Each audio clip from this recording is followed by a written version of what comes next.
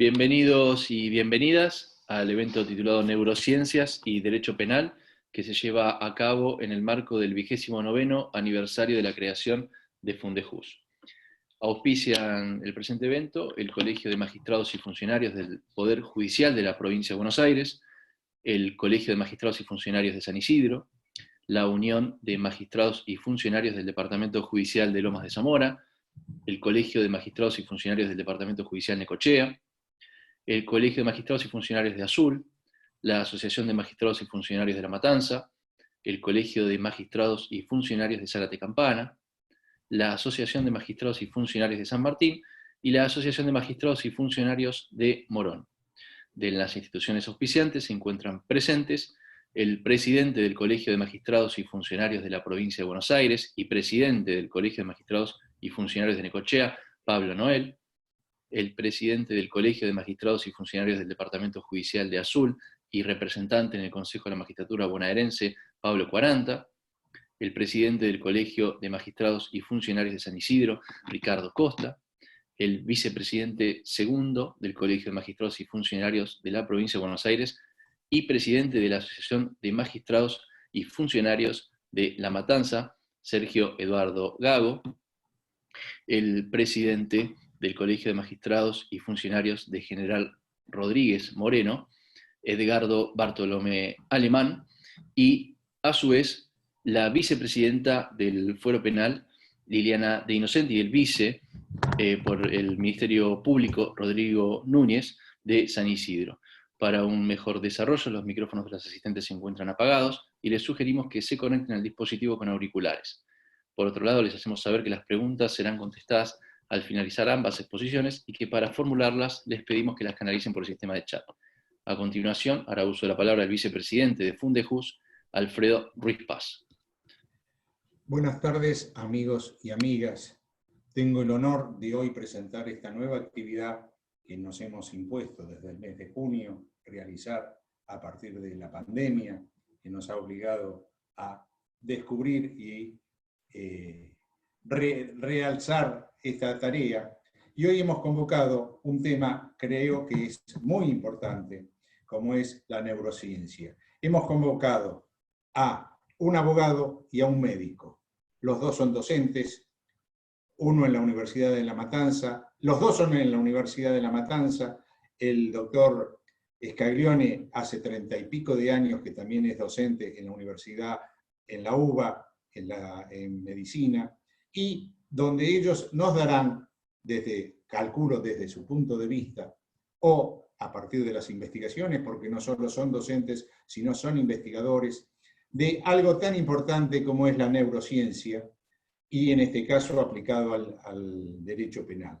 Calculo que esto forma parte de aquello que siempre nosotros quisimos ejercer, que es lograr que la justicia esté a servicio del justiciable, porque no es a servicio de una de las partes, o de los jueces, o de los abogados, o de los peritos, sino aquellos que son justiciables. En el derecho penal, aquellos que estamos o estuvimos, como en mi caso que recién me he jubilado, tenemos tanto el justiciable de un lado y del otro, el imputado y la víctima. Y la neurociencia es o debe ser un gran aliado para el juez y para las partes. Es algo que todavía no se ha desarrollado. Yo creo que como las teleconferencias, las audiencias a distancia, todo eso, espero que la neurociencia y todo lo que sea estas nuevas técnicas, que las cuales no hemos desarrollado, pero que sí debemos desarrollar, es algo primordial. Entonces, nuevamente, les agradezco al doctor Marinaro, con el cual hace como 30 años que nos conocemos y hemos compartido territorio en San Martín, al doctor Scaglione, que lo acabo de conocer, y agradezco a los dos su buena voluntad y su presencia en esta actividad. Los dejo en manos de los idóneos, y como ahora el doctor Vidal, o ya estaba, los dos son docentes, como ya he dicho, los dos son investigadores, y son preocupados y ocupándose en esta materia desde hace largos años. Los dejo en manos de los disertantes, luego los volveré a saludar cuando finalice. Muchísimas gracias por estar con nosotros. Y como dijo Vidal, el colaborador que tenemos, esto forma parte de los 29 años de la Fundación. Espero que aquel propósito que tuvimos de darle al justiciable no sea una quimera, o si es una quimera, seguiremos luchando por esa quimera a pesar de los 29 años para tratar de lograr y llegar a brindarle un servicio al justiciable. Muchas gracias y queda en manos de los disertantes. Gracias.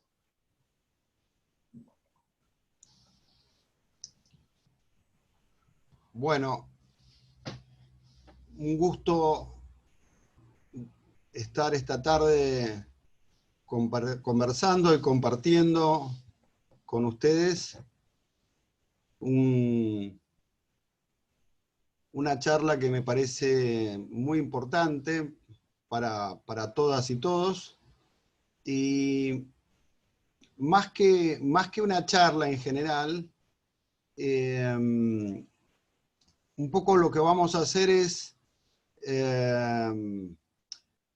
recordar algunas de las tantas noches que con el doctor Marinaro hemos estado trabajando el tema de neuroderecho. Ya llevamos varios años de estar trabajando muchas noches comunicados y con el fin de ver cómo las neurociencias pueden aportar algo a las ciencias jurídicas. Y antes de comenzar un poco a delinear los temas más importantes que siempre estamos debatiendo, yo voy a tomar una digresión de compartirles un pequeño video que después lo va a tomar el doctor Marinaro para ampliar acerca del mismo. A ver si voy a compartir la pantalla.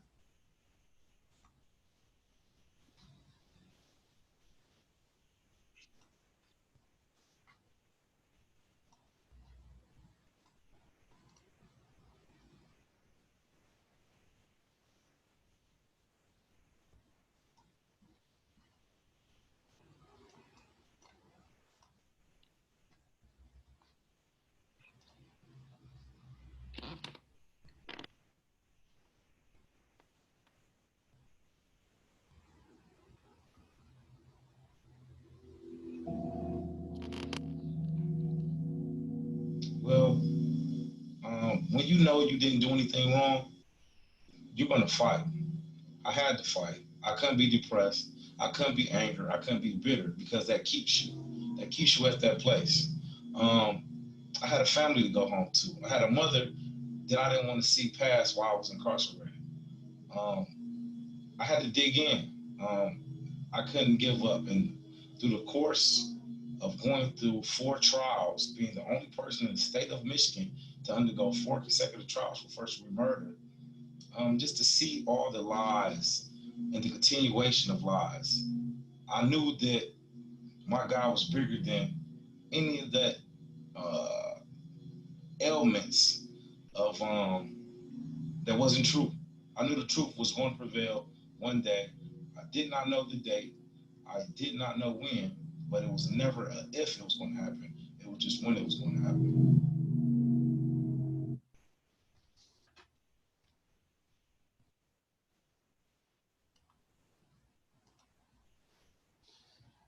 Bueno, es un video que lo va a retomar, como dije, después el doctor Marinaro, solamente como para adentrarnos un poquito en materia de qué es lo que nosotros tratamos de estudiar y dar respuestas cuando las podemos dar, ¿no? Básicamente voy a hacer un resumen de títulos, porque si tuviéramos que extendernos en cada uno de los temas que vamos a enunciar ahora, nos llevaría un seminario por cada título, ¿no? Pero por lo menos una idea general de qué entendemos por neurociencias. El premio Nobel, el doctor Eric Kandel, en el año 2000, que es lo que nosotros denominamos el fundador de la neurociencia moderna, definió la neurociencia como el estudio del sistema nervioso, ¿no? Como el estudio del cerebro y su conducta. Y estudiar el cerebro y su conducta, tendríamos que hacer una pequeña y breve introducción de la ontogenia y la filogenia para entender un poco cómo funciona nuestro cerebro. Nuestro cerebro, en realidad, bajo la teoría aceptada del biólogo Pogman-Lin, tenemos un cerebro que es el cerebro tribuno. Tenemos 3 cerebros en uno. Un cerebro muy primitivo, muy antiguo, que está en el tronco del encéfalo, en la base, digamos, del tronco encefálico, que se denomina cerebro reptiliano. Y por encima de él, algo más evolucionado en tiempo, tenemos el cerebro de los mamíferos, el cerebro límbico, llamado también cerebro emocional. Y por último, tenemos lo más evolucionado que tiene el ser humano, que es la neocorteza.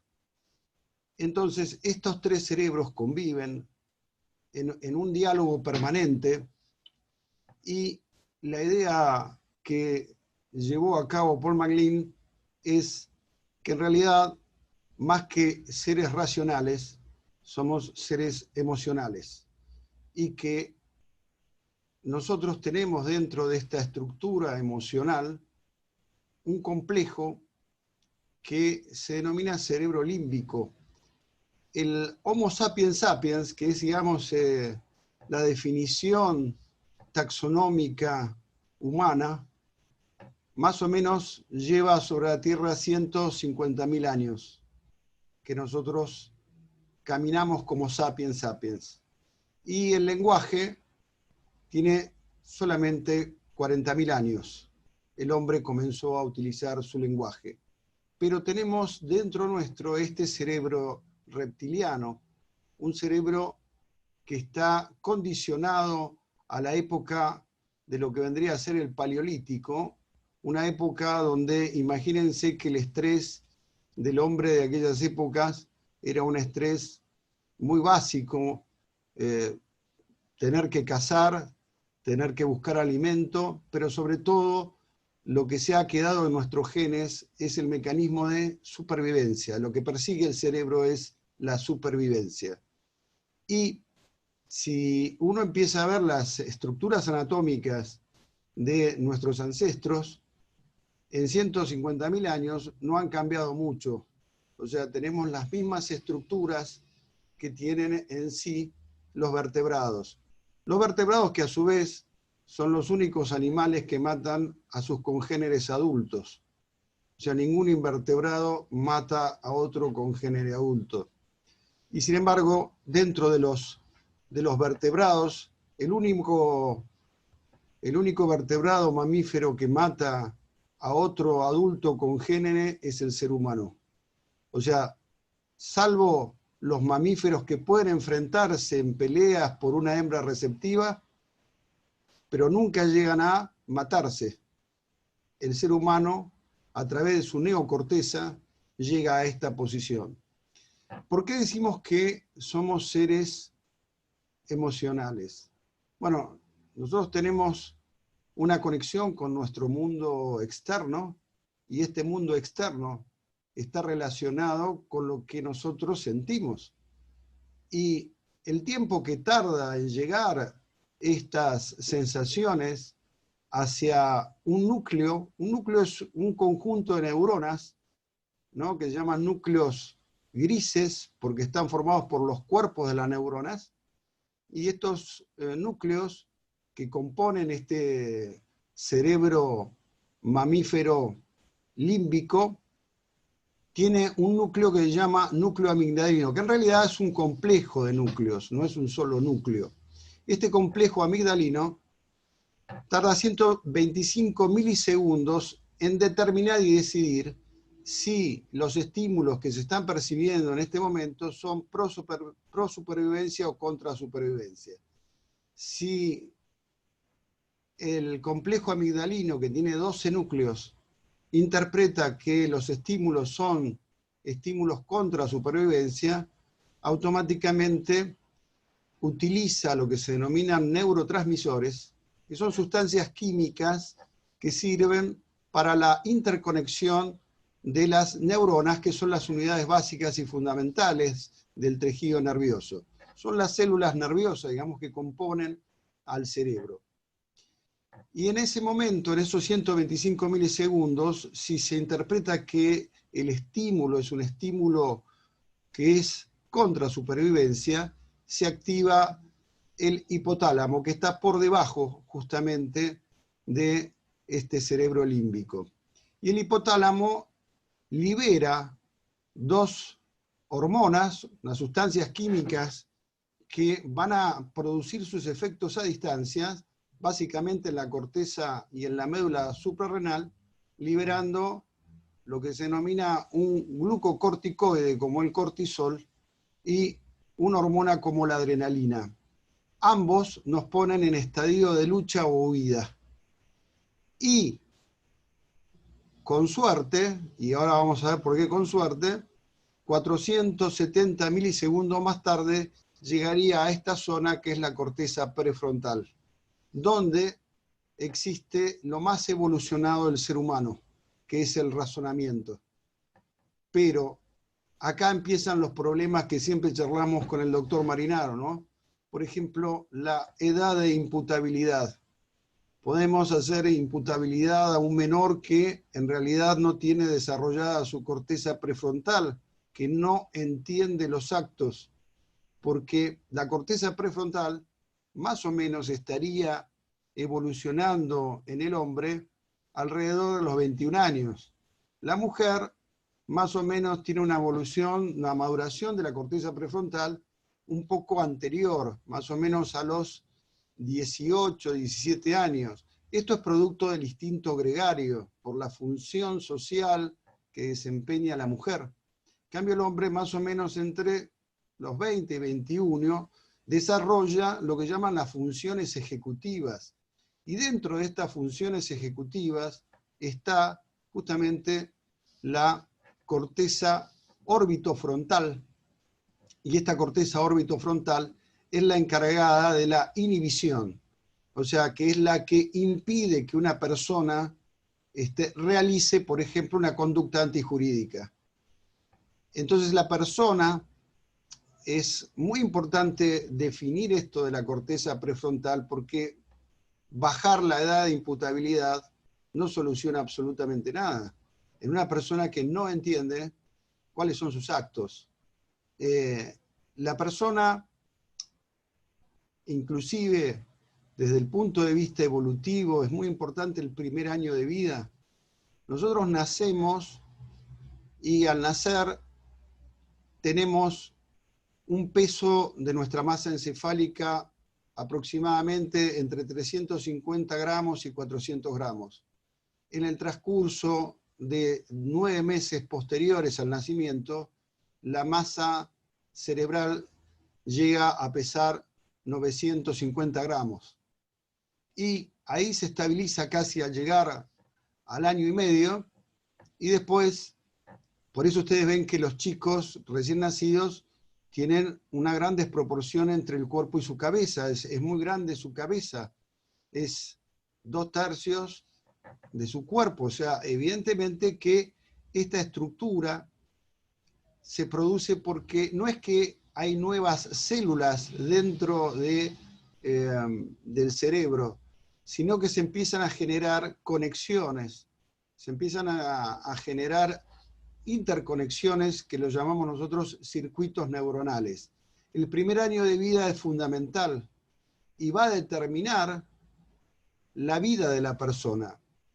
Yo me acuerdo cuando hacía pasantías en el Hospital Garrahan de pediatría, y una de las cosas muy frecuentes que uno observaba era que muchas familias afectadas por la iniquidad social, por ejemplo, les daban mamaderas de vino a los niños, a los bebés, a los lactantes, para evitar que molestaran o para evitar que se les diera de comer.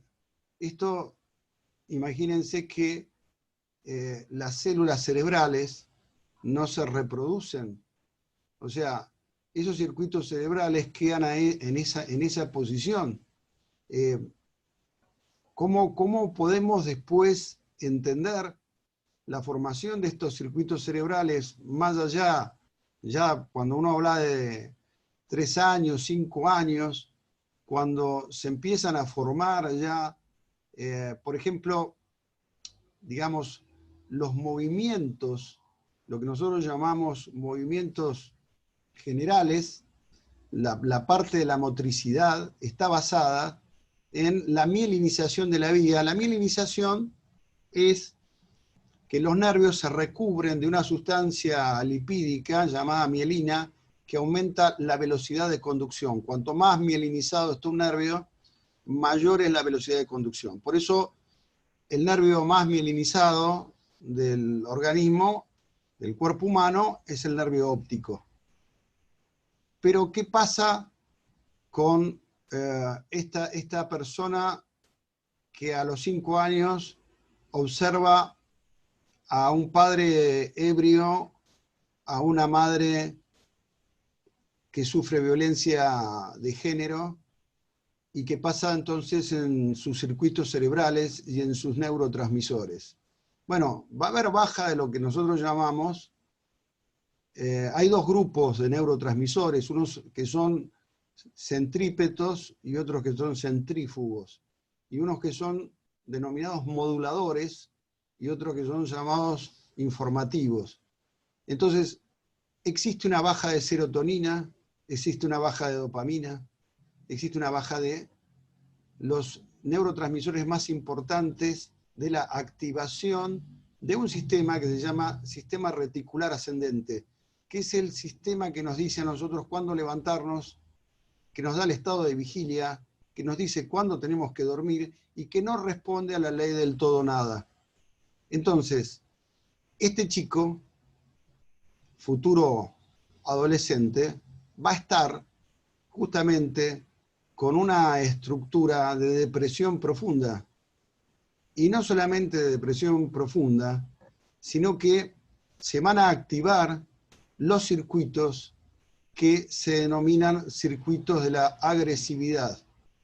Una de las cuestiones que se generan dentro de la agresividad es cuando al organismo le faltan recursos. Algo muy básico que ven las docentes, por ejemplo, a nivel bonaerense, es cuando se encuentran con chicos agresivos por simplemente falta de glucosa. Cuando entramos en una hipoglucemia, el chico se vuelve altamente agresivo. Cuando un chico tiene hambre, el chico se activa la amígdala y se activan sobre todo estructuras que están relacionadas con la corteza prefrontal y se desactiva esta estructura básica que es la corteza orbitofrontal, que es la que va a mediar para que la amígdala, que es donde residen los centros de agresividad, se pueda anular. Entonces, con el criterio de saber que tenemos funciones ejecutivas que residen en nuestra corteza prefrontal, tenemos otro tipo de acontecimientos que me gustaría que los veamos. Yo por el tiempo trato de ir resumiendo muchas cosas, igual después anótense todo lo que no entiendan o haya que explayarlo, que lo vamos a ver. Por ejemplo, yo les quería mostrar, a ver si tengo acá una foto.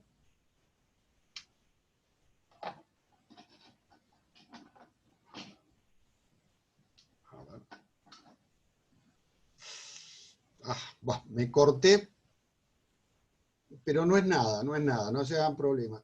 Duele bastante, me corté sin querer.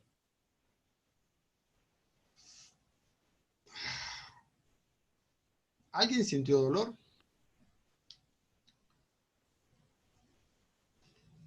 Bueno, si sintieron dolor, eso se llaman neuronas espejo. Estas neuronas espejo Por supuesto que no tengo nada. Era un vasito con ketchup, ¿no? O sea, no se hagan problema. Yo no sé si les dijo Alfredo que este seminario tenía imágenes no aptas, ¿no? Teníamos imágenes difíciles. Pero esta es una forma de darnos cuenta de cómo aprendemos por imitación, cómo los gestos, las palabras y sobre todo, si yo, por ejemplo, miren, ustedes vieron recién una supuesta sangre inexistente y sintieron y se activó sus neuronas espejo. Si ustedes pueden ver y sentir. Vamos a un tema importante.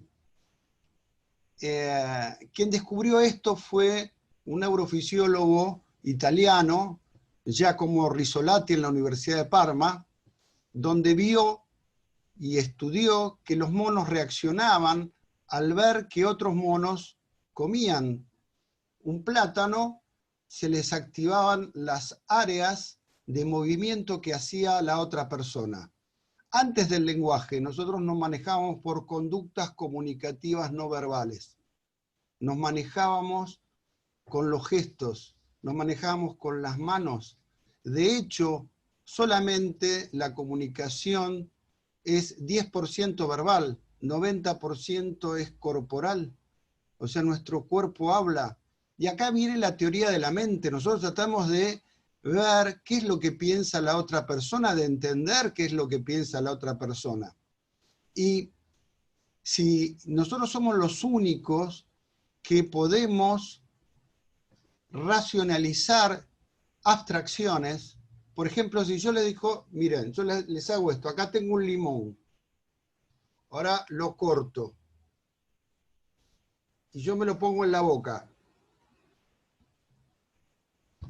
está ácido.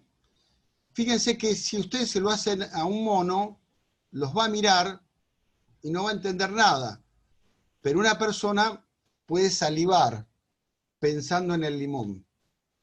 O sea, fíjense hasta qué punto está desarrollada esta estructura de las neuronas espejo. Básicamente las neuronas espejo están conectadas en el área del lenguaje motor llamada área de Broca, que se conecta a su vez con un área que se llama área de la ínsula, acá, a este nivel, y de este nivel va hacia el área emotiva.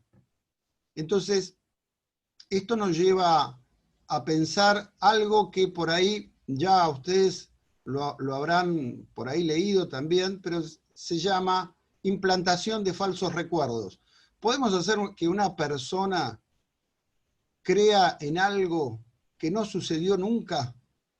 Bueno, hay una psicóloga que se llama Elizabeth Lostuf, que ha trabajado en cientos de casos, tanto en víctimas, en casos de mendacidad y en casos de falso testimonio y sobre todo en juicios por jurados, donde a una persona, les voy a comentar algo que hicimos el año pasado en uno de los trabajos del proyecto del doctor Marinaro, presentamos un video que es la reproducción de un ejercicio de la doctora Lostuf, donde mostrábamos un ilícito, un robo de un celular.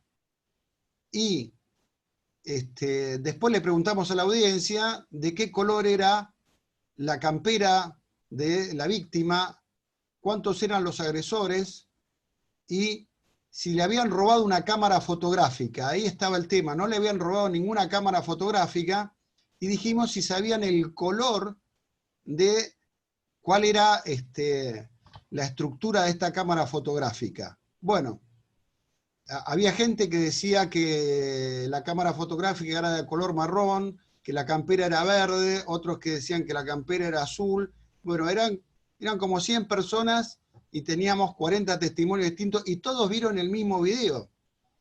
Todos vieron el mismo video. Entonces, ¿se pueden implantar falsos recuerdos? Sí. Y ahora, por el tema de un poco de los tiempos, yo quiero un poco tocar el tema de cuáles son las tecnologías que tenemos para evaluar, sobre todo en el derecho penal, qué podemos utilizar.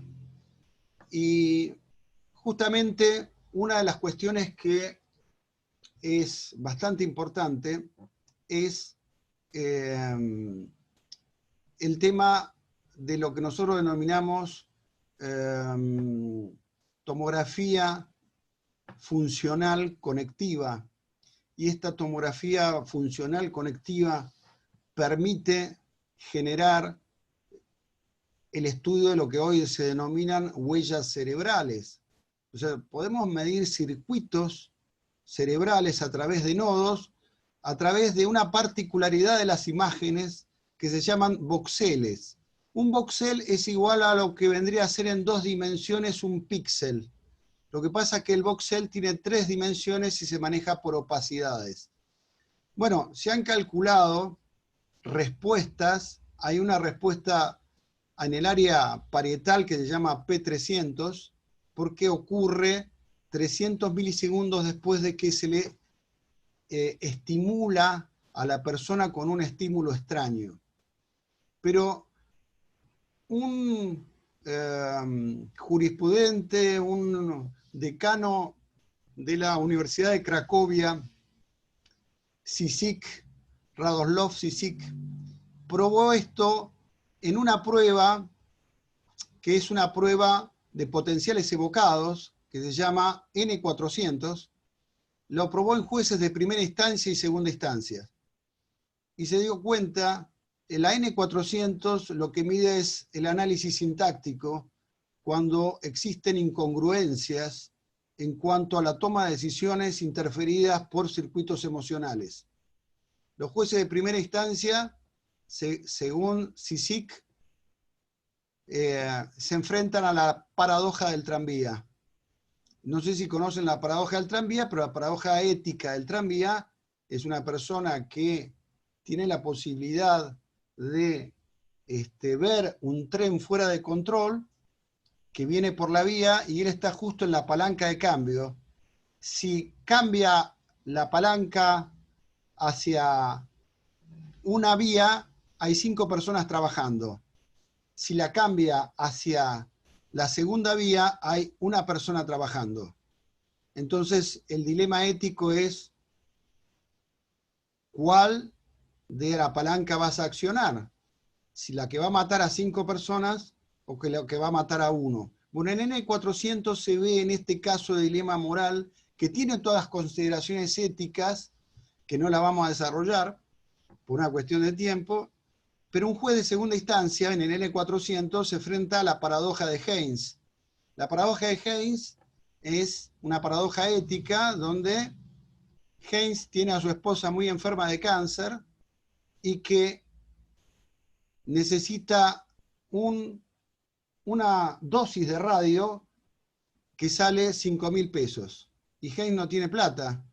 Y le dicen que hay un farmacéutico que vende ese radio, pero cuesta 5.000. Haynes pide a sus amigos plata y cuando pide plata logra reunir 2.500 pesos. Le explica al farmacéutico que le fíe, que trate de darle lo que puede. El farmacéutico consigue el radio a 1.000 pesos y lo vende a 5.000.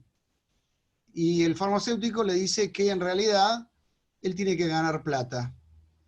Entonces, Haynes toma la decisión de robar el radio y robarle al farmacéutico para salvar a su mujer. Entonces, la paradoja es qué haría usted si se encuentra frente a esta situación. Bueno, un juez de segunda instancia está más comprometido en el N400 según los estudios de Cicic. Estos son estudios de resonancia magnética nuclear y que tienen una fiabilidad muy alta. Piensen que podemos medir la oxigenación cerebral y podemos medir en tiempo directo cuando una persona, por ejemplo, hay otra prueba que se llama la P600, que mide ya en las áreas temporales y de la interpretación léxica, cuando uno está forzando un testimonio, cuando uno en realidad, en vez de decir, es como un strobe, ¿no? Como cuando querés decir azul y la letra está escrita en negro, tenés que hacer dos procesos perceptivos al mismo tiempo. Uno podría darse cuenta de que la persona está mintiendo porque su estructura léxica es muy, muy lenta. Estos se llaman potenciales relacionados con eventos, lo que estamos hablando, tanto la P600, el N400, el P300.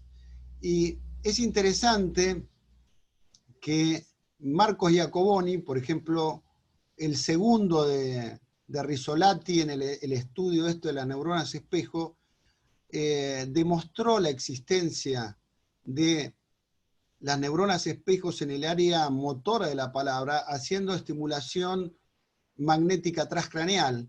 Entonces, cuando se le pone un electrodo que transmite una corriente electromagnética causando un fallo temporal en el área de Broca, la persona no puede imitar, no puede llegar a imitar nada, porque queda automáticamente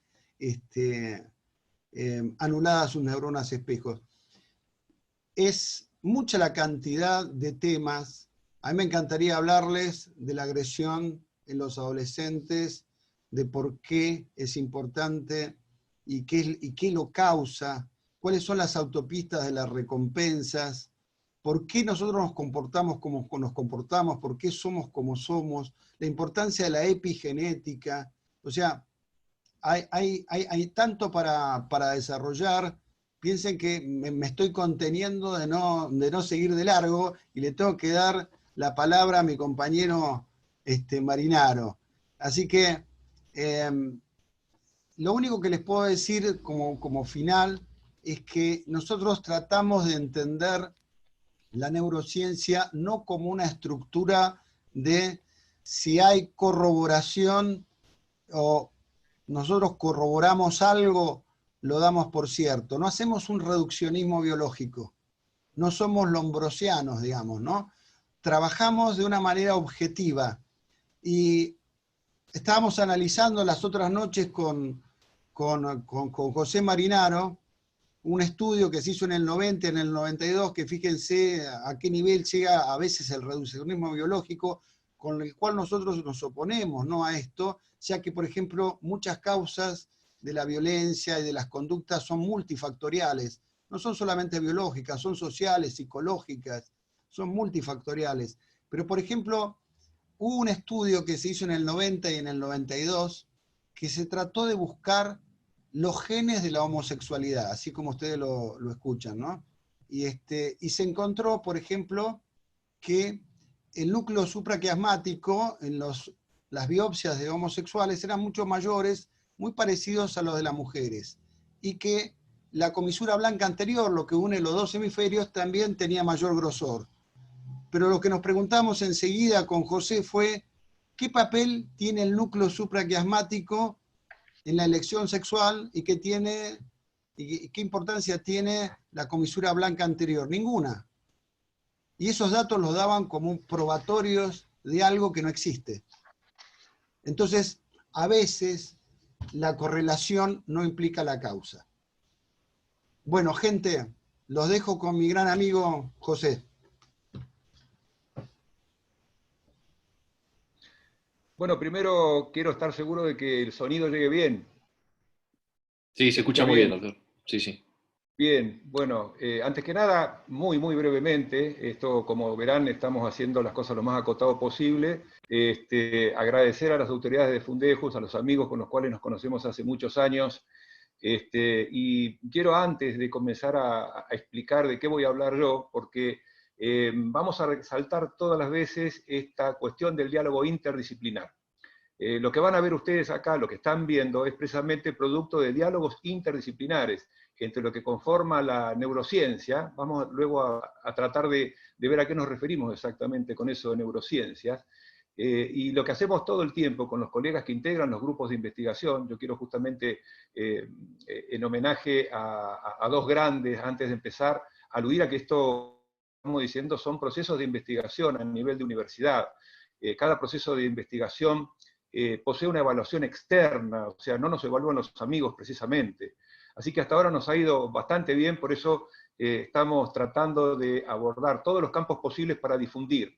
Es decir, creo que llega un punto donde ya tenemos que difundir, según algo que voy a explicar luego muy brevemente, Latinoamérica viene en un camino bastante letargado en relación fundamentalmente con el neuroderecho. Yo quiero dedicar esta charla de hoy en día a dos representantes de saberes distintos, pero que deben comulgar, que deben interaccionar, a la memoria de Julio B. Mayer, al querido Julio Mayer, y también a la memoria de Mario Bunge, ambos desaparecidos recientemente. Y son justamente el ejemplo de dos personas de saberes absolutamente distintos, aun cuando seguramente los saberes filosóficos los han unido. Así que vaya a la memoria de ellos todo cuanto digamos, y son, creo que, merecidos homenajes a estos dos grandes argentinos. Les decía, lo que vamos a tratar de explicar, o por lo menos ya ahora entramos en el área de qué cosas pasan en el derecho, y ya estamos viendo más o menos un panorama que veo que mi amigo Scaglione ha tratado de resumir. Yo sé todo lo que piensa y todo lo que sabe, y es un mundo gigantesco de cosas. Y ese mundo gigantesco de cosas, que ha hecho como una especie de explosión allá por la década del 80, del siglo pasado ya, con alguna experimentación de Benjamin Libet, luego hay algún tiempito por ahí podemos aludir un poco a qué significó, pero es un poco también el punto de inflexión. El punto de inflexión a partir, hay como una especie de antes y después, en esto de avanzar muy rápidamente con las investigaciones que tienen que ver con la neurociencia. Por supuesto que el saber neurocientífico amerita que precisemos este detalle.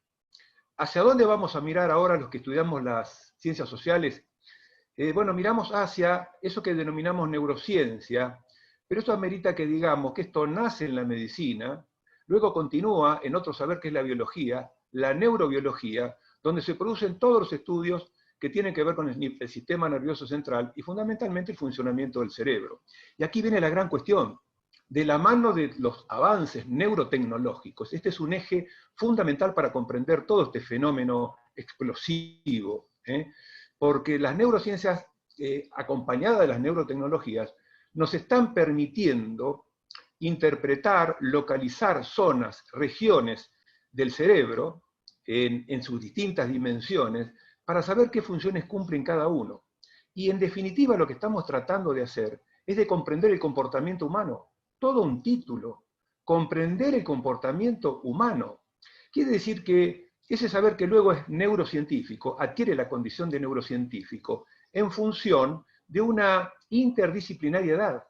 A partir de esos diálogos interdisciplinarios, los impactos que luego, por eso este término es importante, los impactos que van teniendo los saberes neurocientíficos, stricto sensu, quiero decir neurobiológicos, son los que luego van permitiendo desarrollar distintas áreas del saber. Así ustedes seguramente han oído hablar de saberes que vienen presentados primero con la expresión neuro.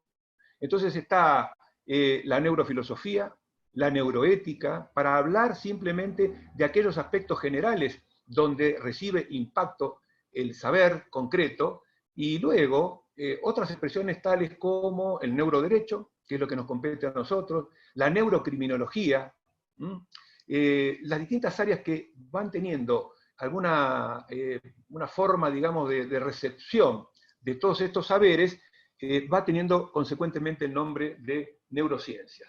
Hecha esta aclaración, porque normalmente cuando se habla de neurocientíficos se asocia a alguien que está mirando por un microscopio, con un delantal blanco, como decía el querido colega Scaglione.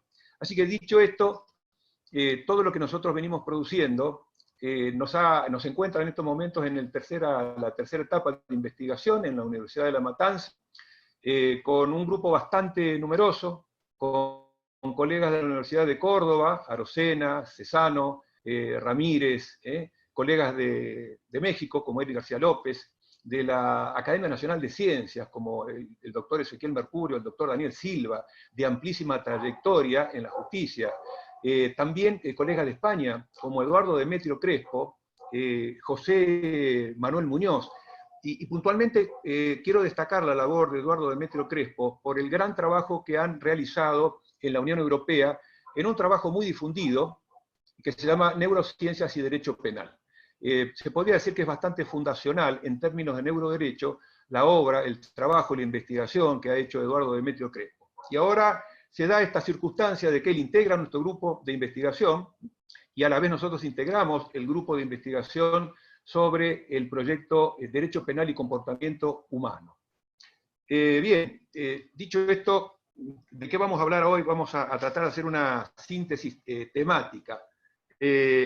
Cómo se están produciendo las investigaciones en materia de neurociencias y de neuroderecho. Es muy importante ver qué es lo que se está haciendo para tratar de ver qué hacemos en nuestra querida región latinoamericana. Vamos a ver qué están haciendo las grandes potencias en relación a esto. Hay 3 o 4 noticias sobre eso. Vamos a anunciar algunos, si se quiere, postulados que perseguimos con nuestros proyectos de investigación. Me estoy refiriendo a encuadres éticos, encuadres inclusive de tipo ideológico-políticos. Luego vamos a tratar de adentrarnos un poco en la cuestión neuro. Respondiendo a esta pregunta, ¿por qué los abogados, por qué los expertos o los estudiosos de las ciencias sociales tenemos que empezar a familiarizarnos con este estudio de las neurociencias? Y cuando digo esto, me hago eco también de un movimiento nacido en el Reino Unido, Critical Neuroscience. Suparna Chowdhury, Jan Slaby, son promotores de una visión de toda la producción neurocientífica en un sentido crítico. Sentido crítico quiere decir que tenemos que ir haciendo paralelamente a todo este desarrollo, a esta visualización, recepción, con aceptaciones o rechazos de todo lo que es producido en materia de neurociencias, en un sentido crítico, lo cual implica, y esto es muy importante, que vayamos desarrollando una forma de lenguaje común para poder entendernos. Si no, es muy probable que culminemos en una especie de torre de Babel y no nos entendamos todos. Claramente esto surge de que la producción estricto-biológica tiene formatos investigativos y procedimientos que son bien distintos de la ciencia como las ciencias sociales y las ciencias del derecho y la filosofía, saberes especulativos por un lado y las denominadas ciencias duras por el otro. Entonces, muchas veces hay una serie de roces en este aspecto, por eso creemos con la gente de Critical Neuroscience que hay que ir en pos de un camino común. Latinoamérica, que es el objeto de preocupación nuestro, podemos dividir la incidencia de los estudios neurocientíficos en este aspecto. El aspecto estrictamente médico, que no es el objeto primario de nuestras investigaciones, y hay que ver con la recepción en el derecho. Esa evolución, si se quiere, de tipo médica, digamos que está bastante avanzada. Simplemente me voy a detener a mencionar el caso puntual de Colombia, donde el prominente neurocientífico Rodolfo Ginás es una de las representaciones de cómo se está trabajando en Colombia. Simplemente también quiero decir que hay algunos aportes de sumo interés en la cuestión estrictamente médica con el tratamiento de la enfermedad de Alzheimer. Se puede decir que tanto los colombianos como los peruanos están avanzando en técnicas neurobiológicas que por lo menos ya están empezando a demorar la progresión de esta tremenda enfermedad. Claro, les decía, ¿qué pasa luego con el derecho? Esto que denominamos neuroderecho. El trabajo de 2 colegas muy queridos, como Eric García López, Ezequiel Mercurio, que recomiendo en su lectura, justamente aborda este aspecto. Cómo es la evolución y el tratamiento de las neurociencias concretamente en América Latina. Porque hay otro trabajo también de suma importancia del alemán Tade Spranger, que hace un estudio comparativo de la evolución de los estudios neurocientíficos, neuroderecho concretamente, en varios sectores del planeta. Y en el área latinoamericana, tanto García López... A ver, tenemos ahí un como el colega Ezequiel, especie de largo en la evolución, digamos, de estos estudios. Hay como una especie de tratamiento, si se quiere, diferenciado y dispar. En Argentina nosotros, ciñéndonos a nuestro territorio, el trabajo que se hace en la Universidad de Buenos Aires, con un acompañamiento de la Corte, el juez Lorenzetti y la fundación de Facundo Manes, Daniel Pastor, vienen haciendo también una avanzada en lo que tiene que ver luego con una institución como INEDE, un instituto también que estudia las neurociencias y el derecho. Lo que vemos luego nosotros es que en las distintas áreas del saber no hay un desarrollo parejo. Por eso nosotros, cuando miramos qué es lo que se hace afuera, y bueno, lo que se hace afuera, simplemente tomen nota de unos pequeños datos que les doy ahora, que tiene que ver con cantidades de aportes y cuáles son las potencias que están investigando esto a gran escala en el planeta. Por ejemplo, en la Unión Europea, el proyecto Human Brain Projects, de allá por el año 2013, involucra a unos 500 científicos, unas 100 universidades europeas, donde también trabajan científicos chinos y científicos norteamericanos, o sea que ellos no son tan cerrados. Los aportes para los próximos 10 años, escuchen la cifra, 1.300 millones de euros en los próximos 10 años. En Estados Unidos, justamente a raíz de una iniciativa de un gran neurocientífico como Rafael Yuste, de origen español, ha recibido acogida por el presidente Obama en su momento, en el año 2013, el sistema de Brain Initiative. Ese es el estudio que están haciendo en Estados Unidos, y por supuesto, si hablamos de dotación de fondos, estamos hablando de unos 6.000 millones de dólares para la próxima década. Los chinos hacen lo propio, los chinos han realizado también un proyecto en el año 2016, ya lo están ejecutando en el 2018. Entonces la pregunta es, ¿qué hacemos los latinoamericanos con nuestros recurrentes estados de crisis en todos los aspectos, como para abordar un serio estudio de las neurociencias y fundamentalmente el impacto que tienen en el derecho?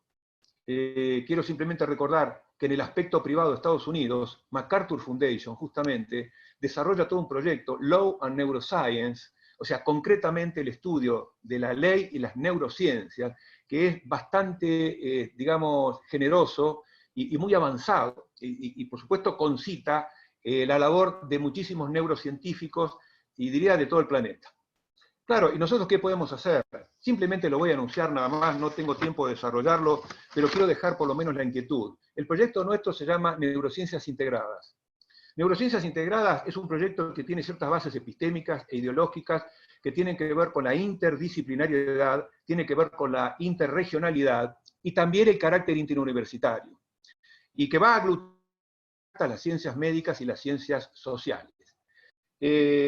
¿Dónde está, digamos, el soporte económico de esto? Nosotros creemos que las universidades, fundamentalmente, y en particular nosotros que nos desarrollamos en las universidades nacionales, tenemos ahí una base estructural de epistemologías diversas. Así que creemos que esa es la base para que eso funcione. Lo único que quiero dejar subrayado es cómo nos cuesta instalar este tipo de discusiones, porque nosotros que estamos muy imbuidos en estos proyectos de investigación estamos advirtiendo, aún con la mirada crítica, la enorme cantidad de beneficios. Y por supuesto, desde ya digo que esto implica alertas de tipo ético. Ahí cuando yo hablaba de critical neuroscience, tomamos ese aspecto todos los de nuestro grupo, con esa necesaria auditoría ética de todo cuanto se viene investigando. Lo digo porque, como todo saber científico, el ser humano luego lo puede plasmar en hábitos lícitos o ilícitos. Los denominados usos maliciosos de las ciencias también están siendo motivo de preocupación. Y muy puntualmente, algo de eso dijo recién el colega Scaglione, lo que tiene que ver con las neurotecnologías. Adelanto simplemente alguna temática.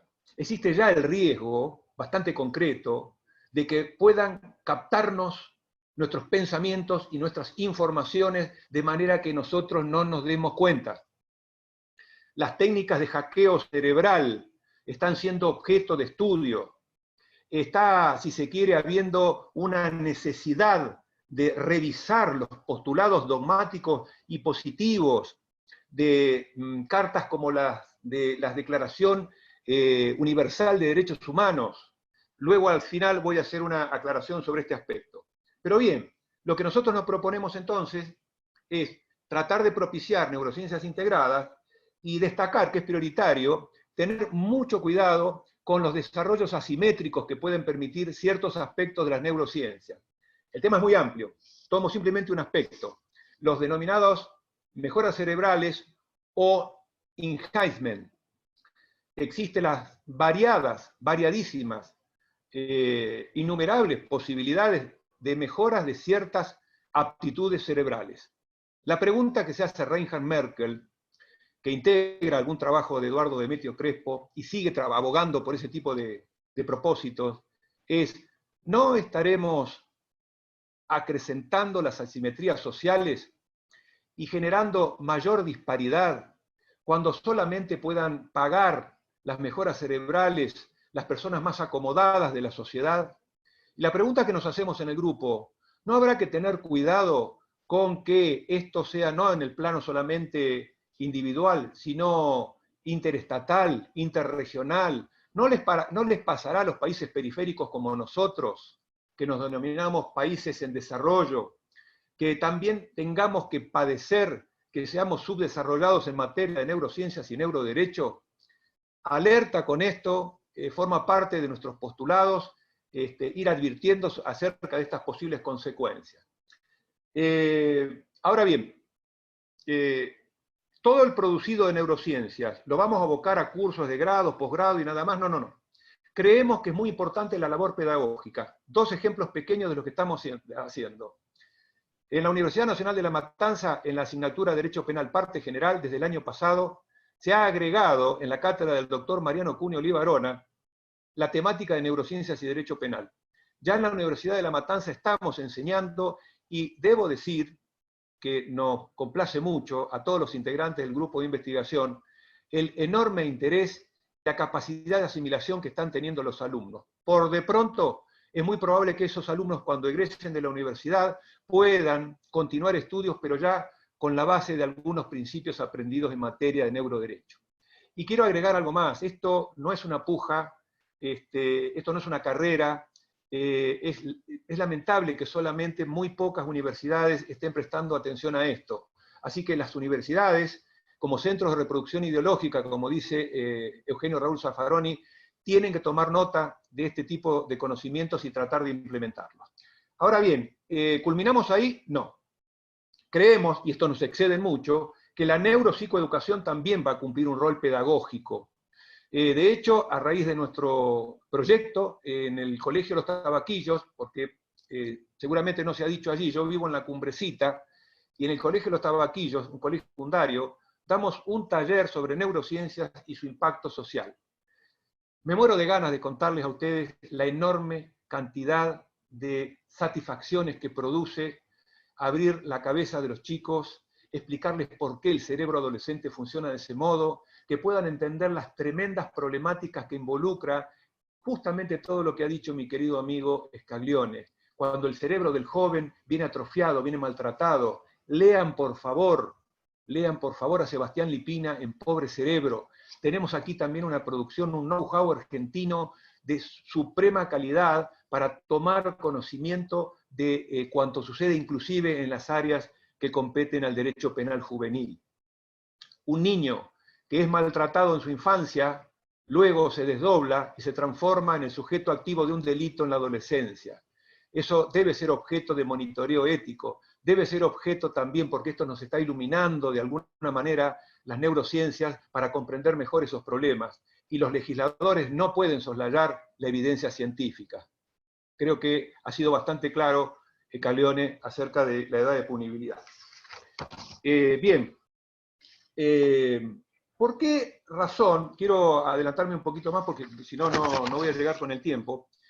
¿Por qué nos hacemos esta pregunta acerca de que los abogados, digo los abogados y quisiera decir algo más omnicomprensivo, los que estudiamos las ciencias sociales? ¿Por qué tenemos que conocer algo más de lo neurobiológico?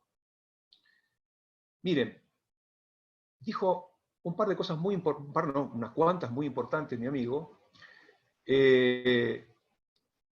Conocer la morfología de una neurona, conocer la fisiología, es decir, cómo funciona, con tener la idea conceptual de que una neurona no es ni más ni menos que un mecanismo de transmisión de una información, y que una neurona cuando se conecta con otra, se conecta también con un músculo, se conecta con una glándula. Hasta ahí estoy diciendo algo que es repetir lo que dijo Guillermo. Pero, ¿por qué un abogado debe saber un poco más de esto? Algo dijo Guillermo. Hay como una especie de corriente eléctrica que transita por ese axón recubierto de vaina de mielina. Los que me estén escuchando piensen en un cable, si van a la ferretería, cuando mejor cubierto está, y cuando está cubierto por un plástico de mejor calidad es mejor la conductividad. Pasa exactamente algo similar. Y que me perdonen los colegas del área si estoy cometiendo algo que nuestro amigo Demetrio Crespo llama el error categorial, ¿no? Metiéndome en otra área pretendiendo ser una voz autorizada. Pero bien, si sabemos que emite una electricidad en milivoltios, lo que luego el abogado va a saber es que puede pedir determinado tipo de medidas. ¿Y por qué voy a este punto concretamente? Porque una de las medidas que puede pedir, y que luego voy a desarrollar muy brevemente, tiene que ver con el caso Harrington, y tiene que ver con potenciales evocados, y tiene que ver con el uso de electroencefalografía, y con el uso de sistemas de software, donde aparecen los ingenieros informáticos, y donde aparecen los algoritmos, y donde puede aparecer la posibilidad de descubrir la verdad de una manera certera. Lo vamos a dejar de momento en ese punto, porque lo que quiero decir es que esa necesidad de conocer cómo se comporta una neurona, cuáles son las distintas áreas del cerebro, ya tiene por lo menos una adecuada respuesta. Ahora bien, de la mano de la evolución neurocientífica, vienen, como dije recién, lo que tiene que ver con las neurotecnologías. Seré bien sintético. Pensemos simplemente en el señor Röntgen, allá por 1895, cuando descubre los rayos X. La verdad que Röntgen la pasó bastante mal y es una historia poco conocida, pero es colateral y me iría muy por las ramas. La pasó mal. De todas maneras, hay un hito en ese descubrimiento en aspectos que tienen que ver con la invasividad o no invasividad de las técnicas para ocultar cómo funciona el cerebro. Con simplemente mencionar que con anterioridad a Röntgen se hacían lobotomías, trepanaciones de cerebro con tremendas e irreversibles consecuencias, creo que ustedes ya tienen una imagen bastante certera de cuál es la importancia del avance en medidas de ocultación no invasivas.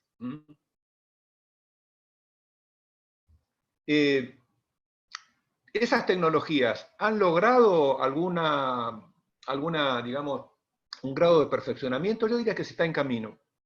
Se está en camino. Puede ser que tengamos ya algún ejemplo de un saber de otra área que tenga el grado de eficacia en los procesos judiciales. Simplemente digo la palabra genética y ADN y me ahorro muchísimas explicaciones. Ahora bien, ¿qué pasó? ¿Qué impactos produjo el saber neurocientífico en distintas áreas? En las que conciernen al derecho, por supuesto, que hayan aparecido pensadores como Gerhard Roth en Alemania, Prince, Sauer, en España Francisco Rubia, diciendo que a raíz de esas experimentaciones, y estoy volviendo a hablar del amigo Leibet y otros más, la cuestión del libre albedrío es una ilusión y no existe. Realmente, en un inicio, conmovió a muchos de los pensadores del derecho penal. ¿Cuáles fueron las reacciones? Bueno, Lola Anillar de Castro dice que con esos saberes estamos volviendo una especie de neolombrosianismo. Winfried Hassemer ha sido bastante ácido con la reacción y dijo, esos son cantos de sirena, así que hay que tratar de no escucharlos, aunque luego hizo algunos aportes. Nosotros creemos que hay que traer acá esas sirenas, hay que diseccionarlas en el sentido metafórico desde ya, y verlo en un sentido crítico. Entonces, ¿puede ser de utilidad para el derecho penal? Sí. ¿Las discusiones sobre el libre albedrío se han agotado? No. No. Pensemos simplemente que a la época de Jorge Frías Caballero, homenaje a Jorge Frías Caballero, en su libro sobre imputabilidad penal, editorial Ediar, se hablaba de una consolidación del libre albedrío, echando mano también de conocimientos científicos de otra área. Jacques Monod, premio Nobel, biología, el azar y la necesidad, el indeterminismo de la física cuántica, que sigue todavía haciendo sus aportes y reclamando algún derecho de explicación de su aporte a la idea libre-albedrista, como lo hacen Stuart Hameroff y Roger Penrose. Es decir, todavía la física cuántica está diciendo, y aún en el estudio absolutamente microscópico de lo neuronal, con aquello de los citoesqueletos y demás cosas que ojalá tengamos otros encuentros para explicar esto con mayor detalle. Ahora bien, ¿qué pasa con el derecho penal si entendemos que la ciencia y la tecnología es de una contundencia similar por lo menos al ADN? ¿Será un derecho de medidas, como dice la alternativa del amigo Eduardo Demetrio Crespo? ¿Habrá que cambiar todo el derecho penal? ¿Hay que estudiarlo solo en el área de la culpabilidad? La culpabilidad entendida como una posibilidad de obrar de otro modo, grafica que nuestro derecho penal en general, más allá de las críticas de Karl Hengich, trabaja sobre la posibilidad alternativa de otras conductas, y el reproche que se hace es el obrar ilícito teniendo posibilidad de obrar de un modo distinto. Tenemos otra visión también, Grisha Merkel, Roth, que opinan que tal vez el análisis haya que hacerlo también en el aspecto del tipo penal. Será cuestión de desarrollar esto más profundamente en otros encuentros. ¿Qué pasó con el amigo Harrington? Y con esto voy directamente a un tema de una implicancia práctica. El amigo Harrington fue liberado. Harrington, como ustedes pudieron ver, es una persona de color negro. Proclamó siempre su inocencia, hasta que aparece el doctor Lawrence Farwell. Y acá venimos con las neurotecnologías y la neurociencia, y una técnica que mencionó varias veces el colega Scaglione, que tiene que ver con potenciales evocados. Voy a tratar de conceptualizar, siempre con el perdón de cometer errores o fallos categoriales. Seguramente en España nos está escuchando Eduardo Demetrio. Por favor, Eduardo, eximime si me excedo en este error categorial. Pero bueno, el concepto de Lawrence Farwell respecto de potenciales evocados, ¿con qué trabaja? Trabaja con ese P300, trabaja con la idea de que hay una emisión de cierta energía eléctrica en milivoltios, y también con un determinado software, en un determinado programa, como dije antes, que es elaborado por ingenieros informáticos. ¿Cómo se utilizó en este caso? Bien, la técnica conceptualmente concebida del amigo Farwell funciona de este modo.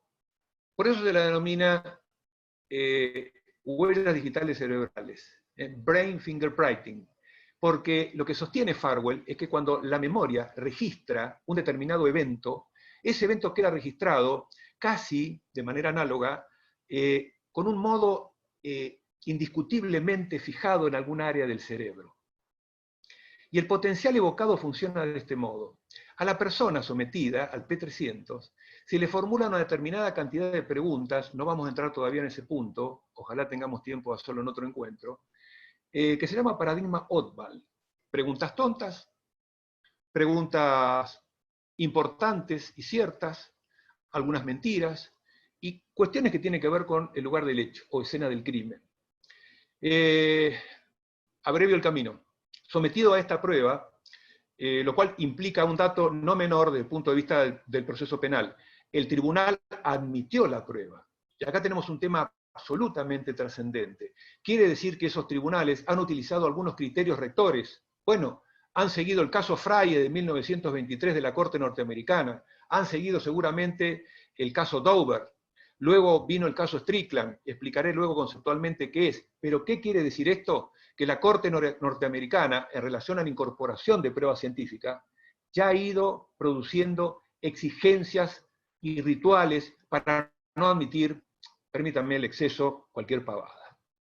Entonces, ¿qué dio el P300 en la cabecita del amigo Harrington. Y cuando digo P300, quiero añadir esto. La velocidad de respuesta del cerebro está tabulada ya prácticamente en los milisegundos de reacción. Mencionó algo Scaglione, y hay medidas de P800, hay medidas de N400, y hay medidas de P300. La reacción de 300 milisegundos ante una determinada imagen que está contenida, por eso se llama potencial evocado e información presente, que está contenida y registrada como una huella digital, produce una descarga eléctrica que nos está diciendo que es un P300, que está diciendo que inequívocamente esa persona respecto a ese aspecto está diciendo la verdad. Aun cuando Farwell dijo esto, no es un sistema de decisión de la verdad. En el proceso, todas las coartadas dieron P300 positivo. En el proceso, el testigo de cargo que se había utilizado para incriminar al amigo Farwell dio P300 respecto de algunas circunstancias del hecho, que no lo colocaban en situación de autor o coautor, pero sí de saber un poco más. ¿Qué hizo el testigo? Terminó confesando que este muchacho de color negro, que nace aproximadamente unos 20 años atrás, sigue pasando lamentablemente con la sociedad norteamericana, ante el escándalo público por la muerte de ese policía en ese lugar, buscó una solución que calmara las ansiedades públicas. Encontraron al negrito Harrington y este señor acompañó eso con una mentira más una presión policial, y de ahí tenemos entonces varios resultados. Primero, que se hizo justicia, y para nosotros la demostración de que existen ya, por lo menos plasmados en las prácticas, la posibilidad de encontrar algunos medios de acceder a la verdad por la mano de las neurociencias y las neurotecnologías que no podemos desdeñar. Así que simplemente menciono el resultado en ese caso, y hay muchos casos más que nos llevarían a pensar que una adecuada intervención de las neurociencias puede eventualmente demostrarnos que muchas veces condenamos a personas cuando en realidad el resultado debiera ser otro. Un profesor norteamericano, unido en segundas nupcias con una mujer que tenía una hija adolescente, comienza a tener inclinaciones de perversión sexual pedófila, recopilación de literatura pedófila y publicaciones pedófilas de niños, quiero decir, y luego también alguna actitud de abuso con la hijastra. El hombre termina preso. Comienza a sentir, mientras estaba preso, fuertes dolores de cabeza. Aparecieron las neurotecnologías, resonancia magnética funcional, una tumoración creciente en determinada área del cerebro, que según los expertos producía una presión en cierta área donde la libido, según el amigo Freud, aparecía incontenida. Intervención quirúrgica, desaparición de estas tendencias incontrolables y libertad de la persona. Claro, uno no puede dejar de hacer uso de esas reglas de causalidad, condictio sine qua non, hipótesis mentales de no aparición de una determinada condición, y uno no puede dejar de preguntarse qué hubiera pasado si un saber neurocientífico hubiera actuado antes. Aunque esto puede ser un poco de fantasía, evitaríamos la cárcel y evitaríamos también pensar en todo lo que todos pensamos por esa infiltración cultural del odio al que comete un determinado delito. Quiero ir cerrando con esto. Tiene que haber un adelantamiento de tipo ético. El amigo Juste está propiciando que se hagan algunas revisaciones en ese aspecto. Los hermanos de Chile, con su Senado, están convocando a reuniones para hacer algunas reformulaciones en su Constitución. Nosotros creemos lo mismo. También hay algunos trabajos de Ienca y Andorno. Familiarícense con estos nombres, porque son, si se quiere, la punta de lanza de un abordaje de necesidad de ver si podemos llegar a crear nuevos neuroderechos que protejan fundamentalmente de esto que voy a decir, de los usos maliciosos de las neurociencias y las neurotecnologías. Me quedo con ganas de decir muchísimas cosas más. Lo único que voy a propiciar y les voy a dar como novedad temática es que nosotros estamos proponiendo algo que todavía no aparece en la literatura, y si aparece no lo hemos visto. Nosotros estamos convencidos, y estoy leyendo algo que tengo anotado en mi pizarrón, producto de las enormes charlas con todos los integrantes del grupo, que llevar a la Comisión Interamericana de Derechos Humanos estas inquietudes para que sean tratadas justamente en ese seno, es decir, no propiciar solamente cuestiones teóricas que están muy bien desde ya, en Candorno, Juste, y por lo menos crear una relatoría temática, como las tiene la Comisión Interamericana de Derechos Humanos, y si no, en todo caso, en actividades e iniciativas. Quien entra al sitio de la Comisión Interamericana va a ver que estos sitios están allí abiertos. Nosotros allí tenemos que ir a llevar nuestras inquietudes para que sea el seno de discusión interdisciplinaria, interuniversitaria, interregional. Ahí tendríamos metidos, cierro de nuevo con la publicidad nuestras neurociencias integradas. Les agradezco a todos haber escuchado y espero encontrarnos de nuevo. Muchas gracias por su exposición, doctor Marinaro, y también al doctor Scaglione, que ahí le habilitamos el audio para proceder a las preguntas. Bien, la primera pregunta para el doctor Scaglione. ¿A qué se debe la mayor agresividad en los adolescentes? Un poco esto ya usted lo mencionó con el desarrollo del cerebro y demás, pero quizá pueda explayarse un poquitito más. Bueno, cuando uno habla de un adolescente, habla de una especie de cóctel explosivo, digamos, desde el punto de vista fisiológico. Porque cuando está ocurriendo la pubertad, la glándula pineal justamente libera ya una sustancia, para no entrar a hacer nombres que confundan, pero libera las hormonas, digamos, sexuales, sobre todo cuando uno empieza a notar en los adolescentes la testosterona, el estrógeno, la progesterona. En el caso, por ejemplo, de un varón, tenemos la testosterona, que justamente es inducida por una hormona que se llama vasopresina, y que es la que estimula a los testículos. Acuérdense que testículos viene de pequeños testigos, porque testículo viene del derecho romano, porque los hombres no juraban, digamos, por santos evangelios, sino que juraban por los testigos, que eran sus testículos. Era una forma de excluir a la mujer, ¿no? Entonces el juramento romano se hacía con los pequeños testigos, que eran los, de ahí viene la palabra testículo.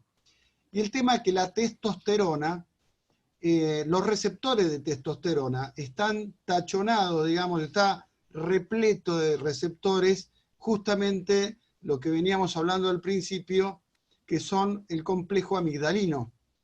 Y si le sumamos que ese complejo amigdalino, donde residen las vías de la agresividad, no se conecta por falta de madurez con la corteza órbitofrontal, que es la que la inhibe, entonces tenemos una persona con una agresión en potencia.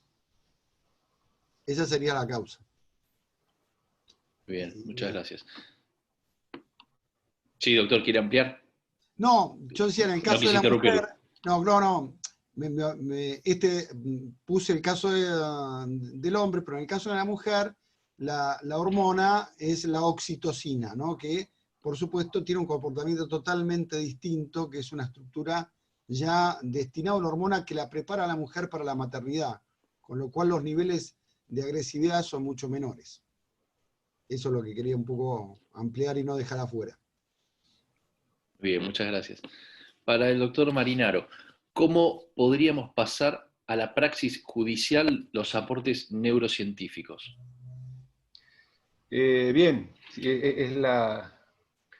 forma parte de las preguntas que nos hacemos todo el tiempo de bajar un poco todas las teorizaciones a aspectos prácticos. Nosotros creemos que el camino más corto sería establecer convenios con las cortes para capacitar a los cuerpos forenses. Yo recuerdo el caso de un amigo que ha intentado, nosotros le hemos denominado coloquialmente el chino desobediente al caso. Es un caso que todavía debe estar dando vueltas por allí, porque un chino que llegó hace muy poco de China, con eso quiero decir todo, termina siendo imputado por el delito de desobediencia.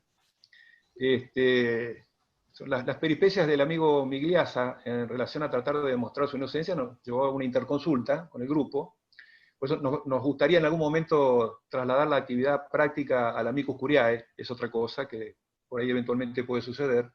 Pero bueno, de esas consideraciones, ustedes escucharon allí a mi amigo Scaglione hablar del área de Wernicke, el área de Broca, y posiblemente una prueba neurotecnológica que midiese el grado de actividad de lugares que tienen que ver no solo con la recepción del lenguaje, sino con la emisión, podría probar que si colocamos a este chino ante la disyuntiva de hablar en chino, o hablar en castellano, o en inglés, o lo que fuere, mostraría determinado tipo de actividad en el cerebro. Quiero decir, si a mí me ponen el lenguaje chino y tratan de ver si hay alguna activación, de las que quieran, o sea, químicas, eléctricas, fundamentalmente eléctricas, o de concentración sanguínea, bueno, probablemente haya una inactividad, como es lógico concebir, ¿no? Mi cerebro no contiene el lenguaje, más allá de que, ojo, las nanotecnologías del futuro, que para Elon Musk, ¿no es cierto, Guille Scaglione? Puede significar que a lo mejor nos coloquen un microchip y sepamos hablar un determinado idioma, guarda que no está tan lejos eso. Pero sí, creo que deberían ser quiero decir que no hubo respuestas en el caso del amigo chino, hubo un montón de evasivas. Y hay que comprender que en el aparato judicial escasamente ha tratado estas cuestiones. Cuando yo hablaba de Eric García López y el amigo Ezequiel Mercurio, o sea, escucharemos en algún momento hasta dos genios de nuestro grupo. Cuando hicieron ese relevamiento, ellos simplemente relevaron 3 o 4 casos nada más acá en Argentina, algún caso conocido como el caso Conti, pero muy poco. Así que creo que si damos paso a capacitar a los cuerpos periciales, cuando un abogado particular o un abogado oficial o un fiscal pida una prueba neurocientífica, va a tener quien se la pueda producir. Luego vendrá la admisibilidad. Pero cierro con esto. Lo óptimo es un sistema penal acusatorio, con discusión adversarial, etcétera, etcétera. Gracias, doctor.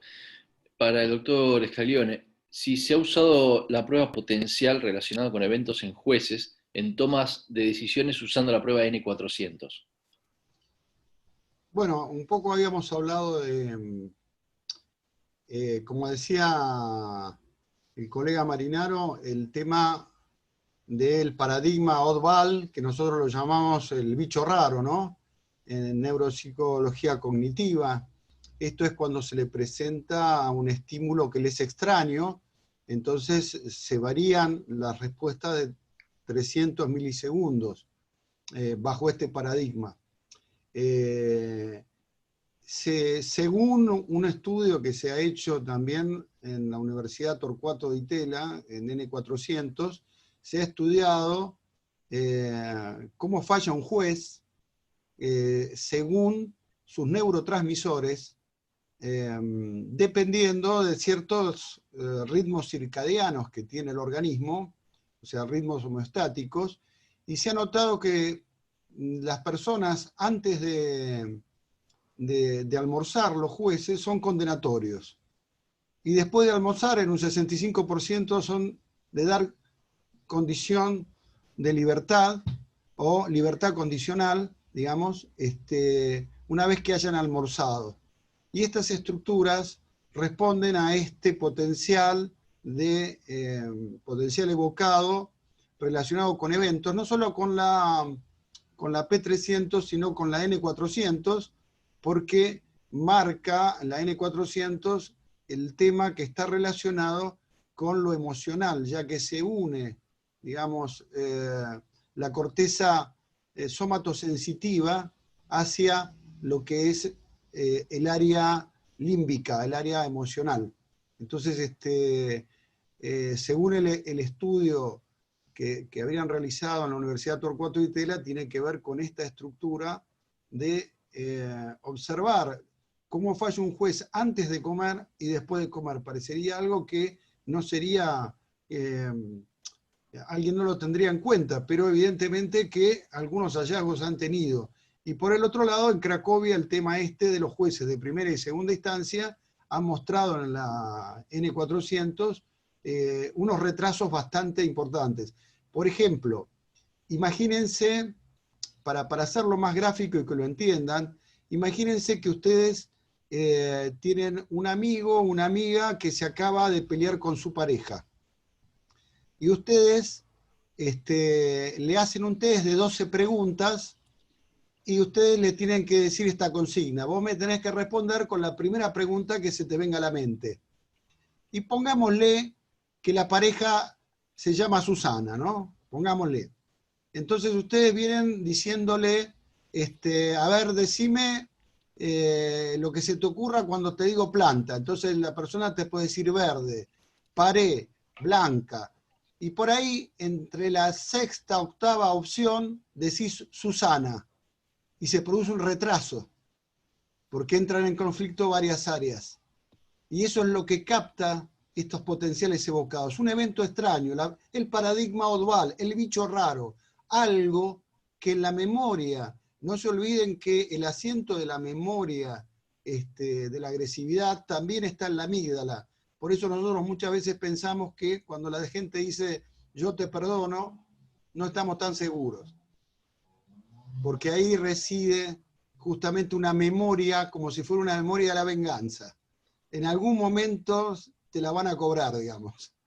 Pero bueno, está en relación a esto de cómo funciona este núcleo amigdalino, que es un complejo de núcleos, pero sí es muy interesante. El tema es que si tuviéramos que desarrollar estos potenciales relacionados a eventos, tendríamos que hacer toda una explicación previa, interesante, con ejemplos, que nos llevaría un tiempito el poder exponerlas. Espero que le haya contestado a la pregunta. Muchas gracias, doctor. Hacemos la última pregunta para el doctor Marinaro. Hay muchísimas más preguntas que se las vamos a hacer llegar de todas maneras porque nos han quedado en el chat para que puedan ser contestadas y se las hacemos llegar a los participantes. Doctor Marinaro, ¿las neurotecnologías han logrado un grado de avance o fiabilidad aceptable para los procesos criminales en líneas generales que usted pueda precisar? Sí, es una interesante pregunta porque también hay una dinámica en el perfeccionamiento de todas las neurotecnologías. Recién mencionábamos algunas que parecen mirar hacia el futuro y la fantasía, como las nanotecnologías. Yo creo que las neurotecnologías en algunos casos han sido objeto de revisión, y ha sucedido, por ejemplo, de las más usadas en los procesos penales, primariamente son la resonancia magnética funcional, la electroencefalografía. En el caso de la resonancia magnética funcional, todo el mundo, si no lo sabe, si no ha tenido la experiencia médica de tener que meterse en ese tubo gigantesco, donde el que tiene claustrofobia realmente le pasa un poquito mal, ¿no? Pero luego eso viene acompañado de una observación que también aparece sostenida por sistemas de computación, aparecen los algoritmos y demás, como en un momento expliqué. Lo que sucedió es que esas medidas algorítmicas responden a unas ciertas pautas que más o menos están consensuadas a nivel internacional. Y a un amigo como Eklund, Anders Eklund, Universidad de Linköping, Suecia, se le ocurrió hacer una revisión de todo eso. Cuando hizo la revisión de todo eso, y cuando digo todo eso, abrevio muchísimo la explicación, en orden a lo que se llama nivel de tolerancia de error, que también eso es un aspecto muy importante en las pruebas científicas, no debía superar el 5%, que sería el nivel de tolerancia, y encontró casos de un 70%, con determinados formatos, FNL, hay varias formas. Y por supuesto esto trajo muchas inquietudes. Según el propio Eklund, seguramente unos 40.000 volúmenes que se habían escrito a partir de conclusiones sacadas con pruebas de ese estilo han tenido errores. Imagínense, quien haya sostenido que el libre albedrío no existe porque se basó en algún experimento de este tipo, ha tenido que revisar lo que escribió. En nuestro primer proyecto de investigación nosotros como conclusión dijimos, es necesario dar pasos atrás, aunque parezca mentira. Sosteniendo que no hay ningún doppelganger que esté adentro de nuestro interior, por lo menos probadamente, ahí presente, dirigiendo nuestro destino. Así que creo que hay que ser cuidadosos con eso, hay que ir paso a paso mirando eso, y cierro simplemente con algo que, respecto de lo que decía el doctor Scaglione, sobre el paradigma Odwall, que es muy importante en un proceso y en lo que es la tecnología como fiabilidad, ¿no? Cuando la medición da P300, ese disparo eléctrico no es, en principio, susceptible de manipulación por el sujeto. Otros sistemas que se usaban antes, como el polígrafo, justamente eran susceptibles de manipulaciones, de lo que se llaman contramedidas. En principio, es uno tal vez de los sistemas que tengan menos contramedidas, aunque sí, de hecho, tiene algunas, pero fundamentalmente esa es la idea y el concepto. Es decir, no depende de la voluntad del sujeto, que finge para emitir una determinada potencia eléctrica que diga que tiene ese evento registrado. Quería cerrar con eso, y bueno, cerramos acá. Yo por lo menos agradezco nuevamente a las autoridades, a todos los que han tenido la paciencia de escuchar. Bueno, muchísimas gracias, doctor. El resto son mensajes de felicitación de todos los asistentes que han quedado muy conformes con sus disertaciones. Así que agradecemos su presencia e invitamos a ustedes a participar de nuestros próximos eventos. El miércoles 12 de agosto a las 5 de la tarde, reflexiones sobre el Sistema Internacional de Derechos Humanos a cargo del doctor Carlos Antonio Romano. El martes 18 de agosto a las 6 de la tarde, los nuevos desafíos del derecho del trabajo, la innovación tecnológica, en donde disertarán Nahuel Altieri, Roxana Enríquez y Eduardo Marcellac. Y el 27 de agosto a las 18 horas, políticas públicas para el abordaje y la violencia de género, en donde disertará Guido Lorenzino. Podrán inscribirse a través del correo institucional de la Fundación y los invitamos a seguir en contacto con nosotros a través de nuestras redes sociales y demás canales institucionales. Tengan ustedes muy buenas noches.